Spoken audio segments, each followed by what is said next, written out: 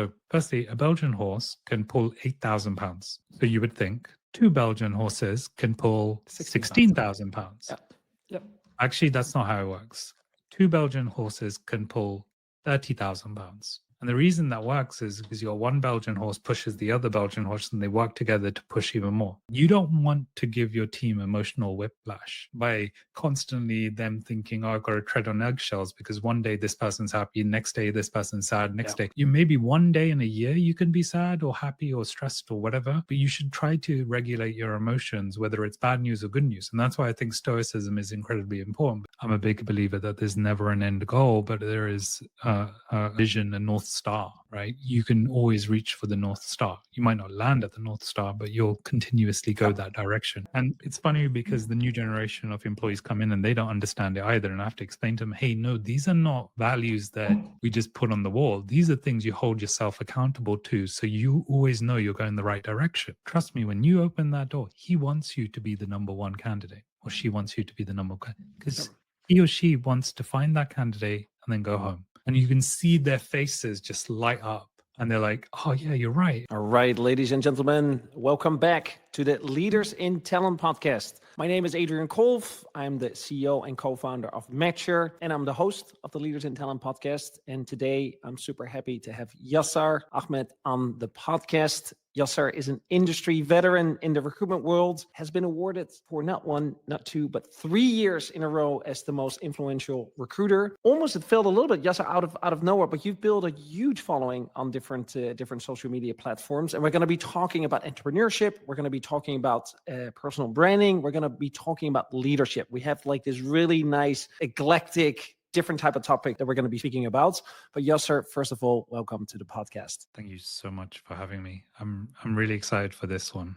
There's going to be a lot of juicy topics. I know there's going to be a lot of juicy topics. Yasar, when we weren't recording yet, you asked me a pretty personal question actually about entrepreneurship and about the journey. Let's go off script. Like we got all these beautiful questions, but let's talk a little bit about it. Can you repeat the question? Yeah, sure. So my question, and we're reversing roles here. My question is around anxiety and how do you manage the early years of entrepreneurship? As someone who's been an entrepreneur like yourself, successful, I say you're very successful with Match HR, great company. How did you manage those first couple of years? Because, I often think about that being a corporate professional. If I was to ever transition, what would that look like for me? And how would I manage my anxiety? And as stoic as I am, how does it work? Like who's got the experience close to me? I love the question. It takes me back to early days when we started Matcher in 2018. When I started Matcher, I made myself 2 promises. One, I would keep the relationship that I had with my girlfriend, Oya, who's now my wife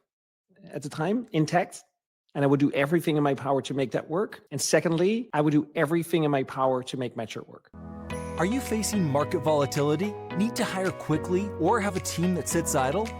Meet Matcher, your flexible recruitment and sourcing partner. Scale your recruitment capacity up or down without compromising on quality. Trusted by Booking.com, Miro, Heineken, Grammarly, and Deal, Matcher is the RPO disruptor making waves in Europe and the US. For scale-ups and corporates, Matcher covers engineering, go-to-market, and G&A roles. Visit Matcher.io to see how we can support you.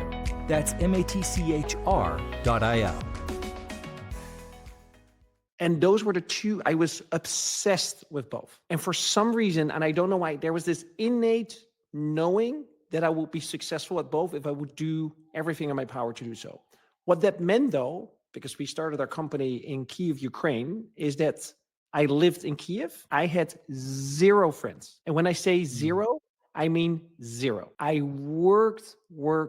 I had my colleagues, but it's very different being the boss, being the founder, and having friends, right? So everything in that first year and a half, 2 years was Matcher. I worked every weekend, Saturday, Sunday, and literally from 9 to 9 every day, right? Like that was how obsessive I was. And then I would fly to New York to be with my wife, to be with her. And that was kind of like the social activity that I had. Just to interject, because some people will listen to this and they'll say, you're just workaholic or there's no life or that. But, you must have enjoyed it. Loved it. Great question. Because I was so excited about the work itself.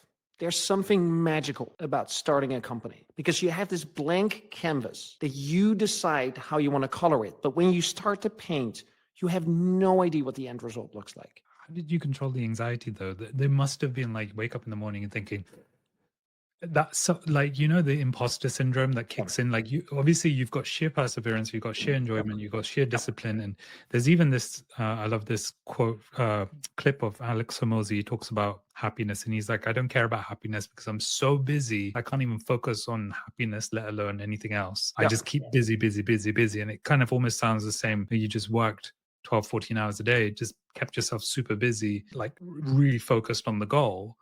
How does one... So the anxiety, there are two very distinct moments that I remember, and there have been many, many, many more, but two moments that really stand by, and I wear them as proud scars on my entrepreneurship body, on my armor, so to say. And the first real moment when that happened was we were a year and a half into Mature. We were bootstrapped. We didn't make any money. And I was literally looking down the barrel of my bank account and was barely any money left. And I told my co-founder, I said, now is the time that we need to start paying ourselves some money because I simply don't have any money anymore. That was January of 2020. Wow. A month and a half later, the whole world shut down with COVID. It was the first month in February. I think, if I remember correctly, it was 3,000 euros I got from Mature, right, into my bank account. It was such a big moment for us. For the first time, we were paying ourselves a salary. And it How felt... big is Mature now? So for context, because obviously you're going from like zero... Literally, after that first month that we paid ourselves a salary, COVID happened and we lost 70% of our revenue. You lost? We lost 70% of our revenue. Wow. Because the whole world stopped hiring, right? And all of our clients, you know, they either terminated the contract, didn't extend the contract, ask us to give them discounts. Everyone's trying to get out of their contracts. And that's also when we realized that some of our clauses weren't as strong as we thought they were, right? And that was a moment when severe anxiety kicked in because we went, I think at the time we were doing 50,000 euros of revenue per month. We had a 24 people team to a 6,000 euro revenue, like heavy loss making. And we didn't have any money to like get us through that. Wait, hold severe on. So anxiety. you were making 50K a month and not paying yourself. Correct. That's some commitment. Yeah, because we were fueling it in the growth of the company. And luckily both me and my co-founder, we knew that we had the savings to kind of, because we didn't want to raise money. Also in our business, there's no real, at least to our, like, we didn't feel there's a need to raise money. We're not software, we're a people business, right? And clients would pay us relatively on time. But give an example, right? Booking.com at the time was one of our biggest clients. We had a team of 10, but they had a 60-day payment term. So when we hired the people, we had to wait for 3 to 4 months before the first money would come in, right? So that's how we were bankrolling our own growth. And especially as we were growing quite rapidly in that first year, we constantly were, you know, a couple months away from being to pay ourselves. We knew it would come back, but you know, there's a big difference between bookkeeping, revenue, and profits versus what's actually in the bank. So that was a moment when I experienced severe anxiety, and I also truly thought we might not make it. How did your And team feel? The crazy... Did they know about this? Yes. So here's one thing that I am extremely proud of what we've done. At my previous startup, we didn't share anything on how the business was really doing with our employees. It was always great, always exciting, always amazing, until the day wasn't, and we had to let go of 25% of our staff. Okay. And I was the one that had to have that conversations. And I will never forget the person that I fired. She looked at me with tears in her eyes and says, and the only thing she said, "Why didn't you tell me?" And it was such a violation of how I treat people. And the trust that I built with her that I completely wiped away is that when I started Mature with Martin, I said, there's one thing before we start this company, I want to know that you're okay with this, is that I want to be fully transparent about everything that we do and that people know exactly what's going on with the company. And we did, to this day, every month we share our financials. Every month we do the same internal survey. We've done that since the start of Mature, where everyone can answer the same time questions anonymously and ask us feedback. So what happened during that time is that people knew that we were in trouble because our finance numbers were dropping off. At that time, we were doing weekly financial updates. We were doing weekly cash flow statements. That's how we were running the business. So when we lost that much revenue and I had to let go of 60% of my staff, the craziest thing happened because I had that same feeling of anxiety of having to let go of people in that environment, in that market, right? Because I knew it's like, I'm going to fire people that are most likely not going to find a job anytime soon. But it's for the survival of the company. They comforted me. No way. And they said, Adriaan, we completely understand. We so hope that you guys make it. We're rooting for you. They were comforting me in that conversation. And to me, it was such a testament of the culture that we've been. And then I knew we've done the right thing of being so transparent. Do you think transparency is key to success with a small company, like a scale-up, startup? Do you think every company should follow in the footsteps of transparency, especially at the early stages? It only works if the founders truly believe that. Because one thing that I've learned is that you can put any cultural value on the wall. Doesn't matter. It is the founders that define the culture. Let me give you an example, right? One of our cultural values is to go above and beyond, right? Is to surpass expectations. The minute you get sloppy and you do not respond on the time that you want your employees to respond on emails because it's late, because you have so much going on, etc., that means that cultural value doesn't mean anything. Your worst employee is the bar that everyone gets measured to, not the top, because that's the behavior that people can get away with. Your worst employee is the bar to measure against. Because that employee apparently gets accepted by the company. So that's the bar. Even though people aspire to be the top performance, but if they see, hey, these guys are slacking and they get away with it and they're still here. Yeah, you're right. So you've got to, there's an element of consequence management that needs to be kind of instilled in managers and leaders earlier on so that they can. I always think it's best to talk about behaviors instead of actions, things that have happened, especially when it comes to low performers. I feel like if you want to be a good leader, you need to explain to someone their behavioral or traits have led to the action or inaction of something, and therefore they need to kind of consider how they approach things more from a mental perspective, especially when it comes to like stakeholder engagement and stuff, right? A lot of it you could talk about, oh, that meeting was bad, but where did it actually come from? Well, the behavior. And where did the behavior come from? It came from a mindset or a lack of interest or a lack of, there's the root cause, so to speak. But yeah, definitely interesting, and thank you so much for sharing that. How's that for you, Yasar? Because you've become a manager quite early on in your career. You made quite a big leap. Tell me about those early days for you stepping into a leadership role, and like how's that evolved over time? So I became a manager pretty much from day one in my career. And being such a young manager with limited training, you have to learn through osmosis by absorbing the managers around you and their behaviors. And so if you're not careful, you will start to absorb the wrong types of behaviors. And I'll be honest, I was one of those individuals. And the person I used to look up to was the MD of one of the companies I worked at. He was old school MD, everybody's a resource. I just need to make money, money, money. So I remember earlier on, I would lead with the stick, not the carrot. And it was only after the COO joined of that company where he kind of sat me down and said, Yasser, you've been here for a couple of months. Let's talk about how you talk to people. And he walked me through how he could have two conversations with me right now. And the first, and he walked me through a couple of sentences. And then he said the exact same thing in a different way. And he said, do you see the difference? How I can tell you one thing and tell you another, but one makes you feel sad and depressed and the other makes you feel motivated and excited. And I remember that really clearly. And then I remember joining Wipro at a fairly young age as well. And I became a director there. And Wipro is a big company, right? 270,000 employees. And in that company, the tenure and the age gap was quite high, right? I think the next youngest person was like 10 years older than me. Wow. Yeah. At the time. It's specifically in my team. I'm sure in the company there was younger people, but for the role I was doing, it was a big leap. And you've got these experienced people. They know the politics. They know how to manage people. And here he is, Yasser, a young guy who's just full of energy, full of go, go, go, go, go. They almost saw me as obnoxious. So I had to learn again through osmosis. And I looked around and I found this time around, I found a leader that was relatively young, but doing really well, had grown through the ranks of the company. And I thought, let me see how he treats me. So I went in and I knocked on his door. I said, I'm really inspired by your work. Would love to have a coffee sometime. He said, well, jump in now, have a coffee now. Bear in mind, director, he's a SVP, sat with him for about an hour. I thought, this guy doesn't owe me nothing. He didn't even know I existed beforehand. And he sat there for an hour explaining to me, and I just picked his brain. Mm. So how did you get to your role? So what happened when people kind of objected? How did you, and it all came down to like a lot of stoicism, deep rooted gratitude. And that was incredible. And I think from that moment there, I decided, oh, I want to be like him. When I went home that day, I remember I opened my 5-minute journal. What went well today? And, in the morning, you write what's going to be a great day. In the evening, you write what went well today. And I said, Wait, found Yasar, you do that every day? yeah, Wow. I've been doing it for like 10 years. Wow. Wait, sorry. And then continue the story. So what do you write in the morning? What do you write at the end of the day? So in the morning, you write down what you're grateful for, 3 Yeah. things, Yeah. and then 3 things that would make the day great. And there's 3 things that make your day great, what you're grateful for. There's probably like a little section of like how I feel about myself. Yeah. Self-affirmations.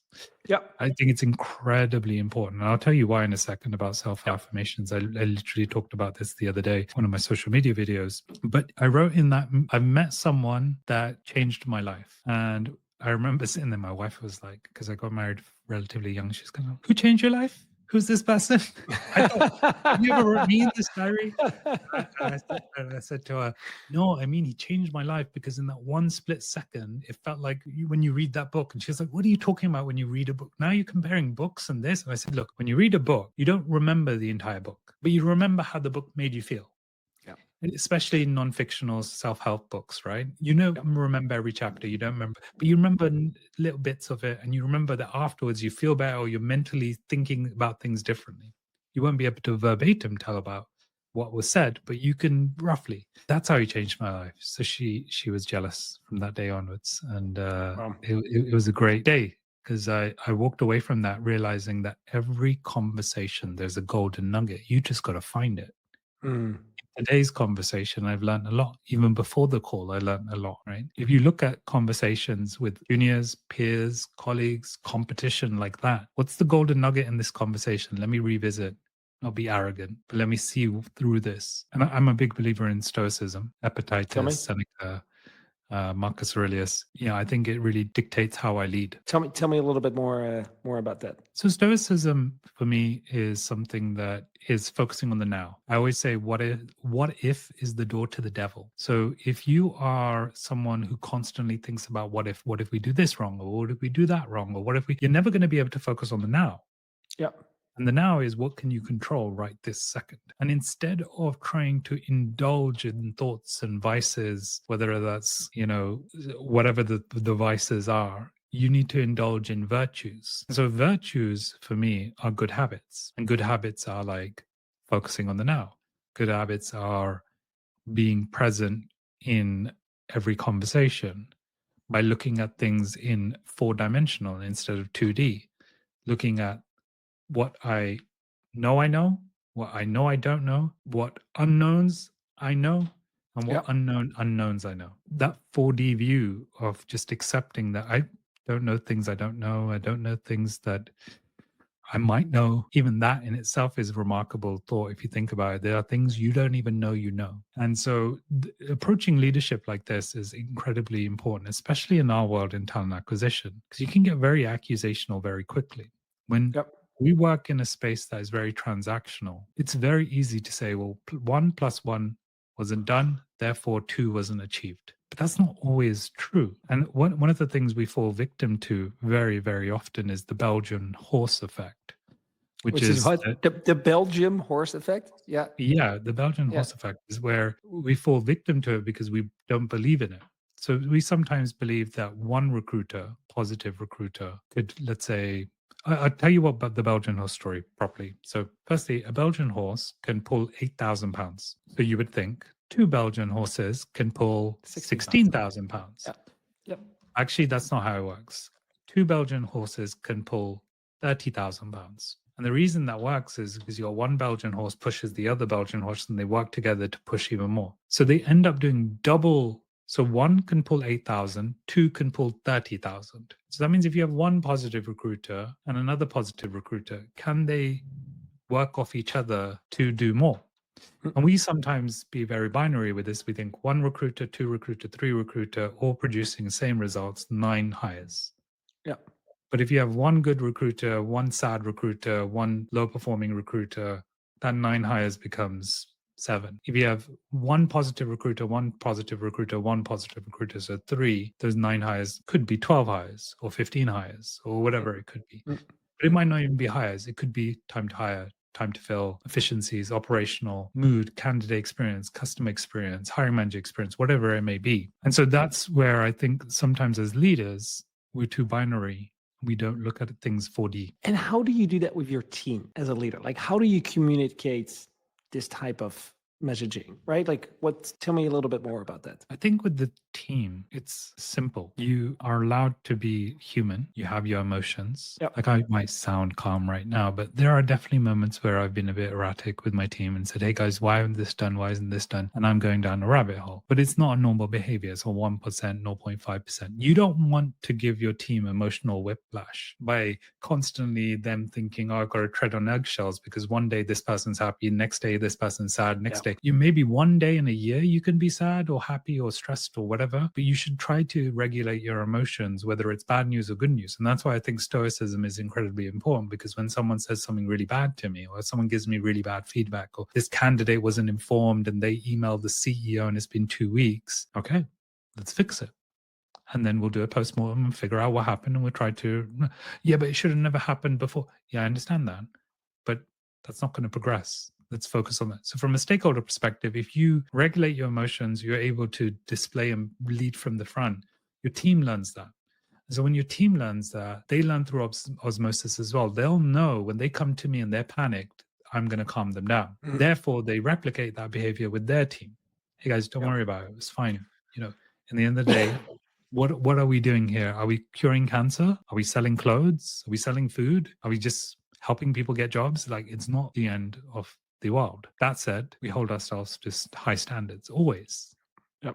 If you could be anything, why not be great at something? That's one thing I let people know earlier on, very early in my teams, like from day one. I always say to them, look, I'm not looking for mediocre. I am someone who obsesses about being number 1 or at least number 2 in a lot of fields. Yep. I understand that you might be just looking for a job, but if you are, this is not the team. We want to be number 1 in the world.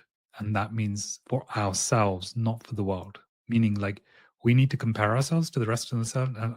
Are we the ones everybody wants to copy? That's because I'm a big believer of like self-development, continuous development. I'm a big believer in iterations.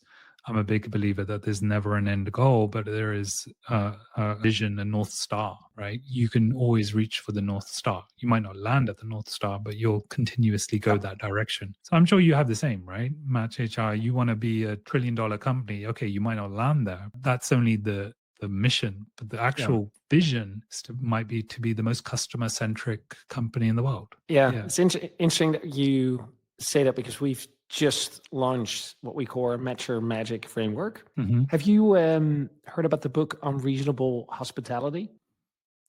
It's the founder. I highly recommend to read it, because it's a very inspirational story on how 11 Madison Park, which is a fine dining restaurant, became the world's #1 restaurant in the world, which is an insane prestige and price to win, right? Out of all fine dining Michelin star restaurants in the world, to be the #1. And how they were able to do that is by combining phenomenal, exquisite, experimental food, but with a service for their guests that went above and beyond in every single aspect. And he built a culture around this. And that's what the book is all about. And we've used his ideas and his philosophy and made it our own, which we call Mature Magic. And Mature Magic is the framework where on the y-axis, we create exceptional impact for our clients. And we do that through 5 ways. We say please and thank you. We're always on time. We do what we promised. We do a little bit more than expected. And we finish what we started. 5 things, but extremely hard to do consistently all the time. I like that. I have my 4. I'll tell you my 4, because you just told me your 5. So my 4 are more of a personal one. So one is, you need to be crystal clear on what the desired goal is for the person you're speaking to. Yep. You need to be crystal clear on what the likelihood of you achieving that is, and you need to make the other person realize that you can do that. The likelihood of achieving that is very high as well. Yep. Then you need to explain to them very clearly the time it will take for you to do it and why you will be faster than anybody else. And then the fourth thing you need to do is the effort needs to be minimal for them. And by doing that, what you end up doing is like the Alex Hormozi model. Essentially, it's you make the offer so good, it's stupid for them to say no, because I'm giving you the absolute desired goal, not the first, but the desired goal. Giving Yep. it to you fast, giving it to you effortless, and the likelihood of achievement is very high because here's my testimonials, here's what I've done in the past, here's my credentials, here's my blah, blah, blah, blah, blah. I think Yep. your framework falls into that in lots of different ways, Yep. right? Yeah. The yes and thank you and the likelihood and the achievements and all that. But it's Yeah. incredible. When I was younger, I didn't believe in any of this. I didn't believe in values. Yeah. Just people put that on the wall. That's rubbish. Yeah. Yeah. And it's funny because the new generation of employees come in and they don't understand it either. And I have to explain to them, hey, no, these are not values that we just put on the wall. These are things you hold yourself accountable to. So you always know you're going the right direction. What do you mean, Yasser? I'm like, okay, think of it like this. A checklist. Basically, every time you make a decision, just ask yourself these 5 things. Am I being egoless? Am I being data-centric? Am I being customer-centric? Am I being speed and agility? Whatever your values are in your company. And then you just apply that to the logic. And then you just and it's a great way to get rid of ego because you just make a checklist. I have a checklist actually for questions. You didn't ask me this, but I'll just go into it. Yeah. Tell me. Yeah. Love it. So when you become a leader, one of the things that you'll face very often, and you probably face this, is you have to make decisions quickly sometimes. Yep. And you don't always have all the information. So therefore, you have to define your own criteria of what is your decision-making matrix or tree or whatever it may be. So I have 3 questions I ask myself always when I don't have the context, where there is lots going on, I'm busy and I'm the bottleneck. So I always say, first one, is a two-way door? Can I reverse my decision? Or if I do this decision, am I stuck with it for a week, month, year, 2 years, 3 years, 4 years? Just trying to understand that gives me the impact. Second is this decision automating something? Is it creating more efficiency or is it adding more time? Irrespective of the outcome, is it adding more time? Is it like scope creep or long-term scope creep, or is it more efficient? Yep. And then the third one is it human-shaped? And the human-shaped piece is quite an obtuse question, but it really is like, does this really make sense? Like, does it really strip back the company facade and everything else? Like just common sense. If you were standing outside and you heard someone say this, would you think, what the hell are they on about? Or would you think, oh, that's a really clever idea? Oh, that's going to be really helpful. If someone says, oh, I want to make a mug and I want to create a creative design and it needs to have holes in it, it's going to be one of the kind. The ergonomics behind it, you'd be like, why would you have a mug with holes in it? It might look cool, it might be classy, and it might get like some sort of award. Ergonomically, though, it's terrible. Yeah. It's not human shaped. And so I always find those 3 questions have really helped me navigate my future, past and current decisions. So good. And I love these frameworks. Did you develop these kind of like simple, they sound simple, right? But like these type of frameworks for yourself? Have you worked with other leaders that were able to articulate that way? Like how did you come about these type of concepts? Believe it or not, and I'm going to sound incredibly ungrateful saying this, and I'm sure if there's any listeners out there who know me, I don't mean it in a bad way, but I don't believe in mentors. And 2, I've never had a coach. Yeah, I coach. And so let me explain. I haven't had a coach because I haven't had the privilege of getting a coach yet. I will get a coach. I've had teachers, so people who've taught me how to learn Arabic. That's not really a coach. Coaching on a personal skill is a bit different.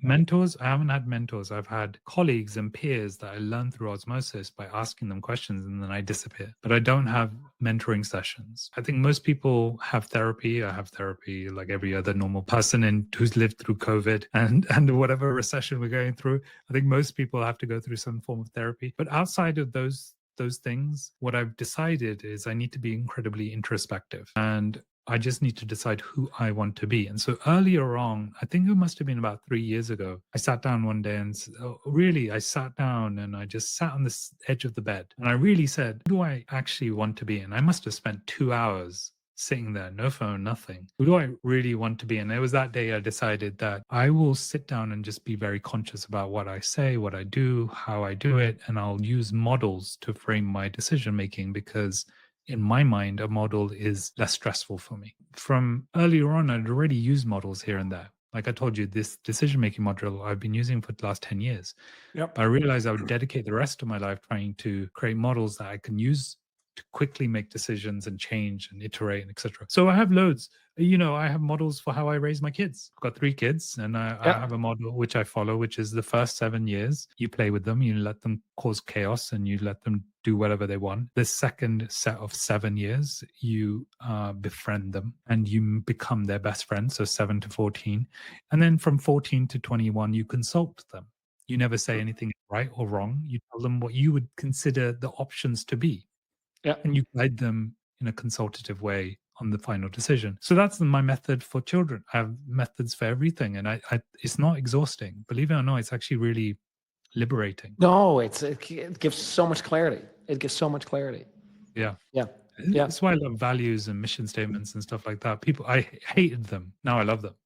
I agree and disagree a little bit with you there, because it only works if you can make it. This is my experience. Let me talk from my own experience. That only works when people understand them, when they're examples, and when it's something that they also believe in. Because if you look at all the different mission statements of companies, etc., right? It's like, it is so corporate, it's so uninspiring. Whether you like Elon Musk or not, but what he did with SpaceX, we're going to Mars because we need to save humans, right?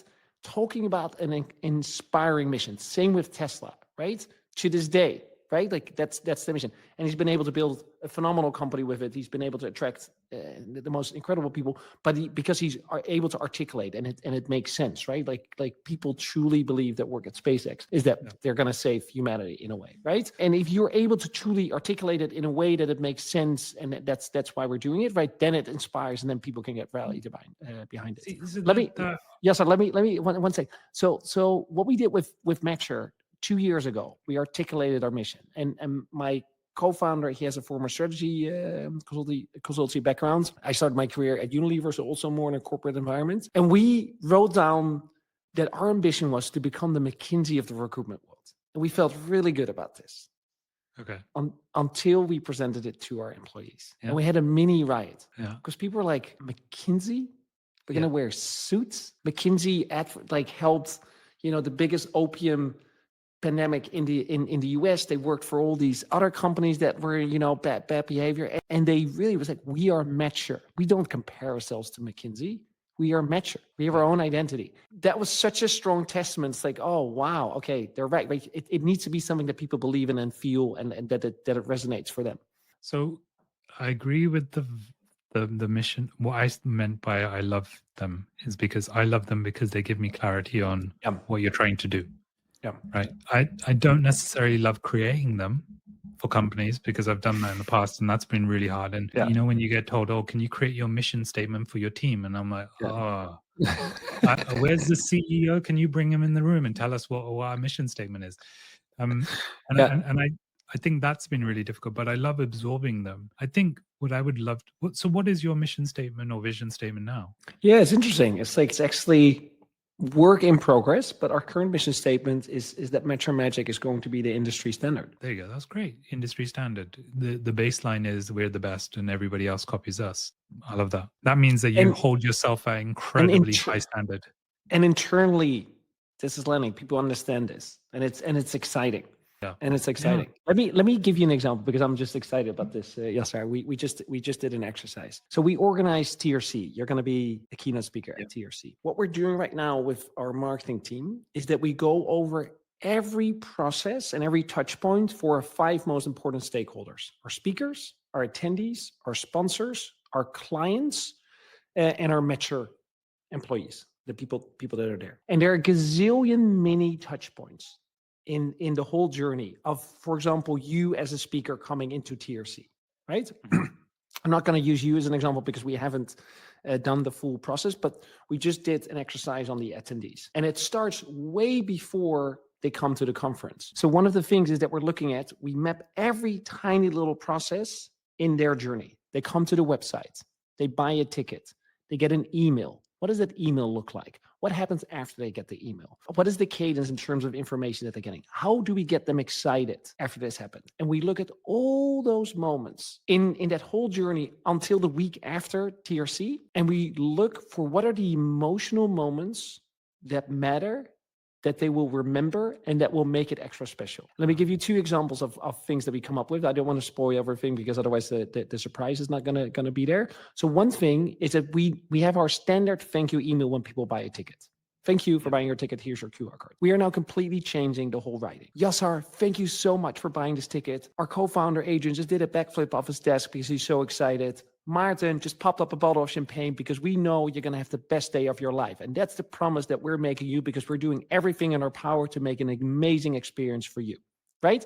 Such a different energy in terms of, that thank you. It's a tiny little thing, but it stands out. For the 10% of people that might actually read it, they'll be like, okay, that's unusual, but it gets the energy of the conference. When people enter the conference, one of the things, especially with people that go by themselves, you always have that awkward first moment. You check in and you're like, oh, who am I going to talk to? I feel alone. They deliberately come late, right? So we've been looking at that whole emotional journey and how can we make this as pleasant as possible? And it starts when they walk into the lobby of the hotel where we have the invite. We're going to now give people a survival TRC bag.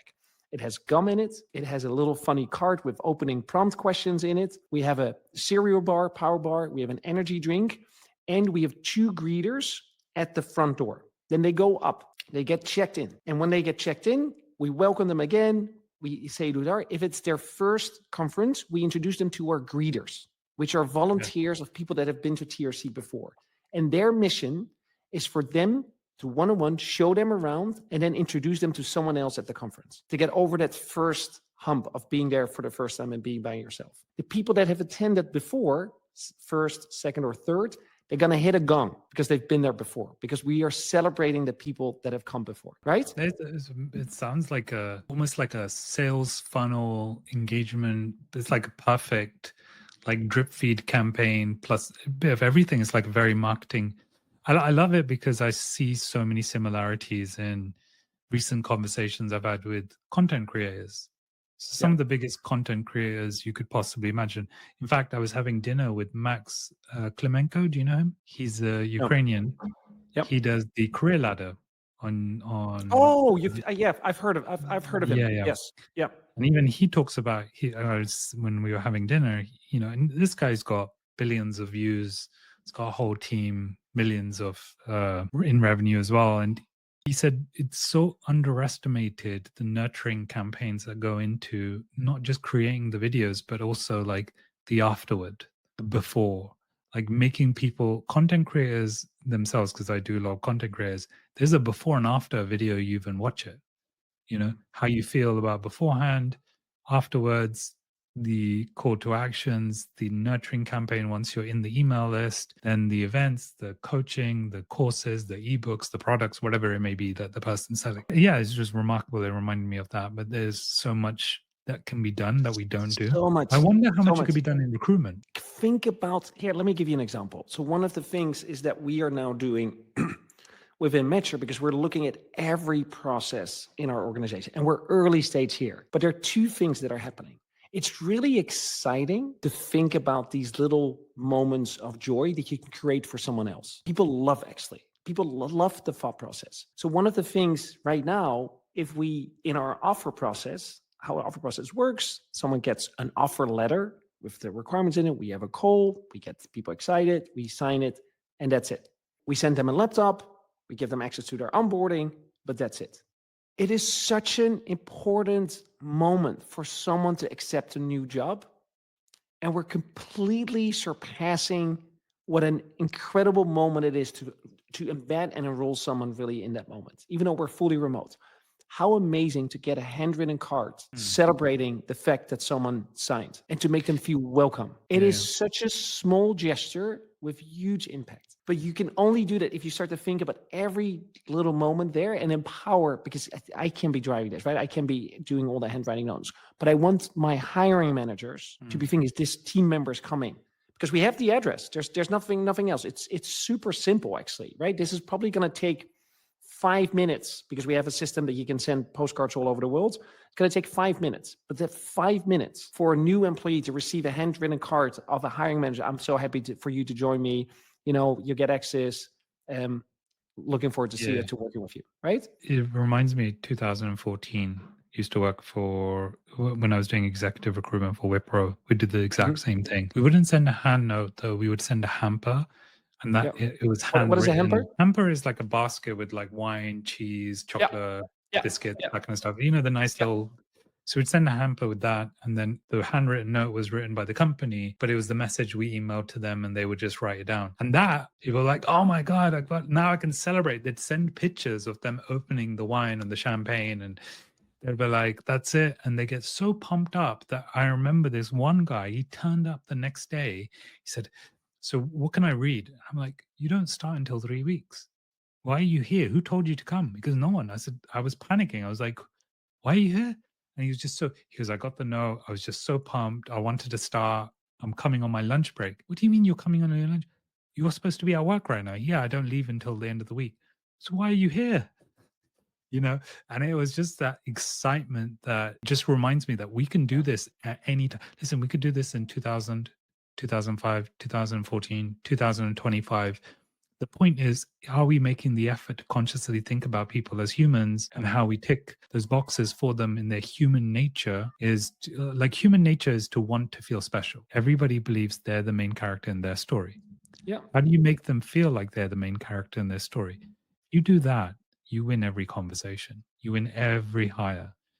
And that's the fundamental problem when we interview people. We almost feel like, sometimes I've seen interviews where hiring managers are making people feel like we're testing them. And I always say to candidates, and I've said this for many years, I said, listen, don't be nervous. We wouldn't invite you unless we wanted you. And that hiring manager who you're about to go to interview, trust me, when you open that door, he wants you to be the number one candidate, or she wants you to be the number one, because he or she wants to find that candidate and then go home. And you can see their faces just light up.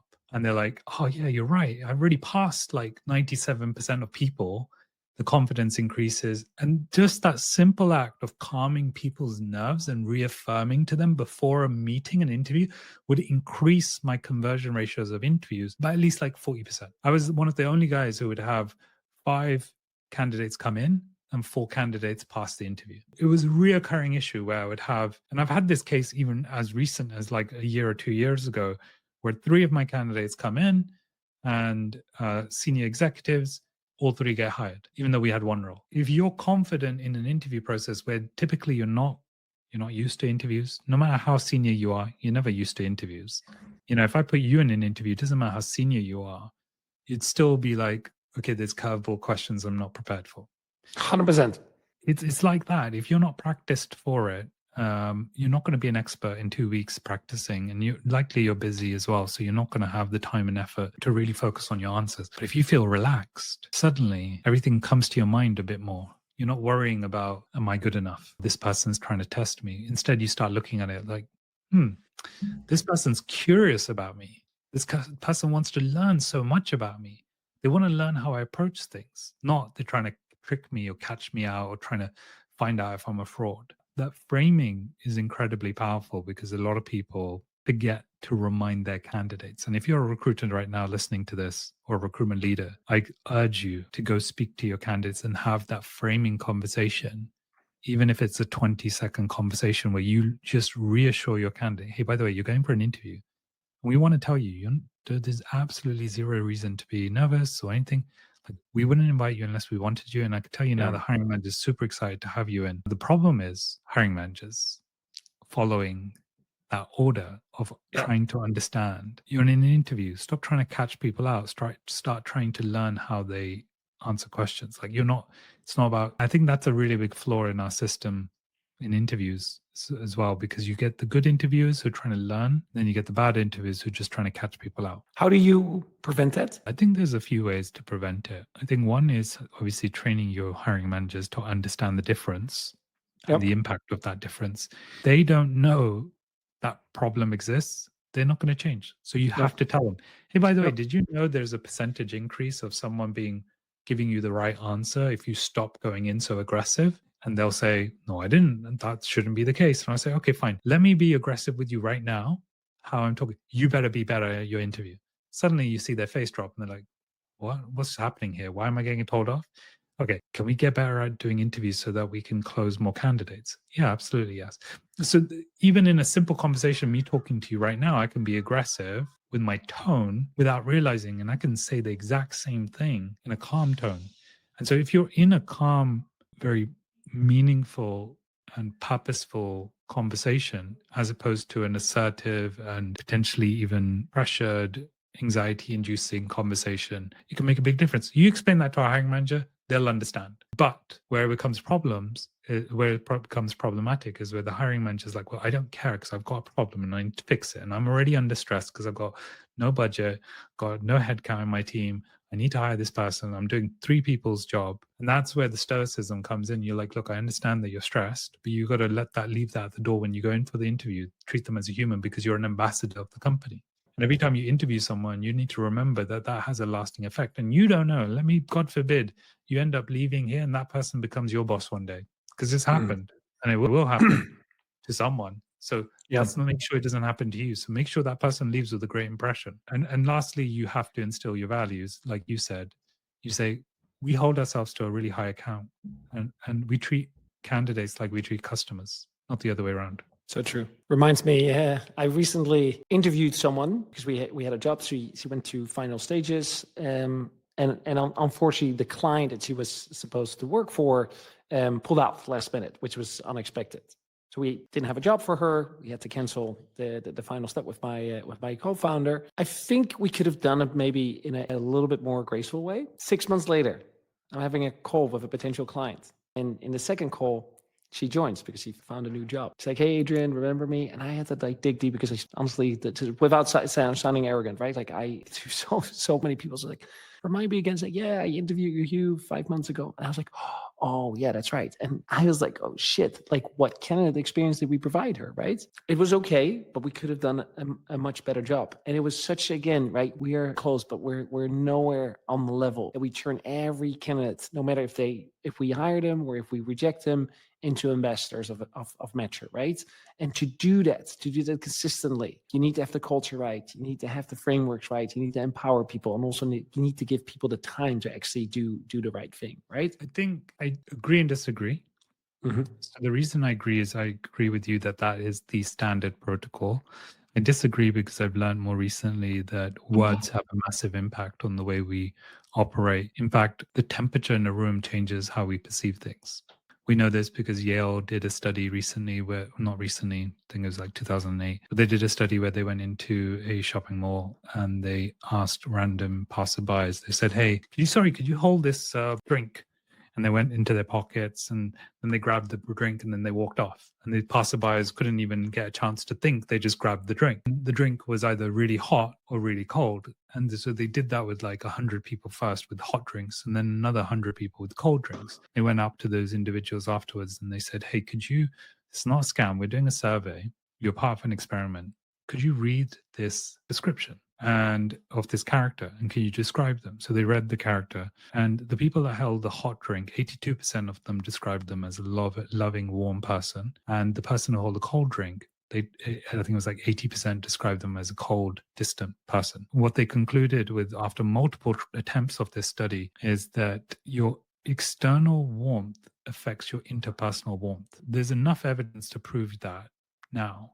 So we can say that your temperature affects the way you perceive things, your interpersonal perception of, do I like this? Do I not like this? We know that words have 100 times more impact. So what I say to you and the tone I say it to you has 100 times more impact. And we're talking about, and we zoom out again, just going back to the study, something as simple as holding a warm drink changed the perception of a character. They read this whole page and they said, hey, this person is warm. I like this person. They're warm. Oh, this person's cold and distant. That is a big impact.